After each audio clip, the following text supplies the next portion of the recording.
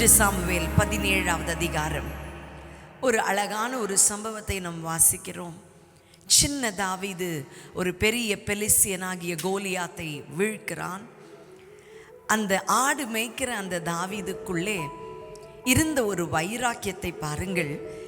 ஒன்று சாமுவேல் 17வது அதிகாரம் 45வது வசனம்.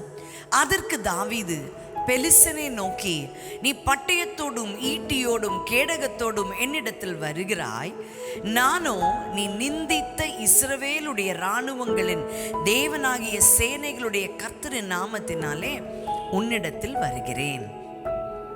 அவ்வளோ பெரிய பெலிஸ்தியன், அவ்வளோ பெரிய ஆள் அவரு. ஆனா சின்ன தாவீதை அவர் சந்திப்பதற்கு முன்பதாக எவ்வளவு பாதுகாப்பு பாருங்க. ஆனால் தாவீதோ கவன் கற்களை மாத்திரம் எடுத்துக்கொண்டு அவன் ஒரே ஒரு வைராக்கியத்தோடு செல்கிறான். சேனைகளுடைய கர்த்தரின் நாமத்தினாலே உன்னிடத்தில் வருகிறேன். அதே அதிகாரம் 50வது வசனத்திலே இவ்விதமாய் நாம் பார்க்கிறோம். அந்த போரிலே, அன்றைக்கு நடந்த அந்த போரிலே வெற்றி பெற்றது யார் பாருங்க. இவ்விதமாய் தாவீது ஒரு கவனினாலும் ஒரு கல்லினாலும் பெலிஸ்தியனை மேற்கொண்டு அவனை மடங்கடித்து அவனை கொன்று போட்டான். தாவீதின் கையில் பட்டயம் இல்லாதிருந்தது. நம்முடைய ஆண்டவர் யுத்தத்திலே வல்லவர். நம்முடைய தேவனாகிய கர்த்தர் யுத்தத்திலே சிறந்தவர்.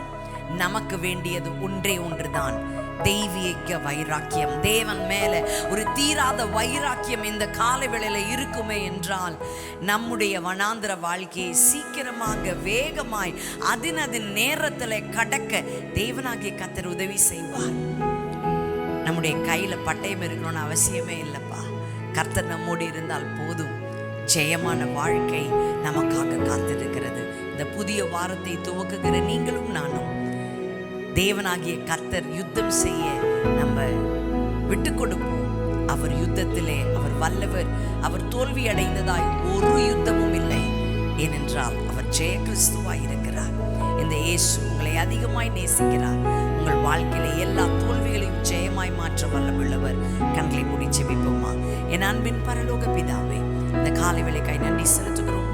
இந்த புதிய வாரத்தை நாங்கள் துவக்கும் பொழுது மீது உள்ள இந்த தீராத வைராக்கியம், தேவன் மீது, இயேசுவின் மீது ஆண்டவரே ஒரு தீராத வைராக்கியம் எங்களை இந்த காலைவேளையிலே பற்றி கொள்ளட்டும்.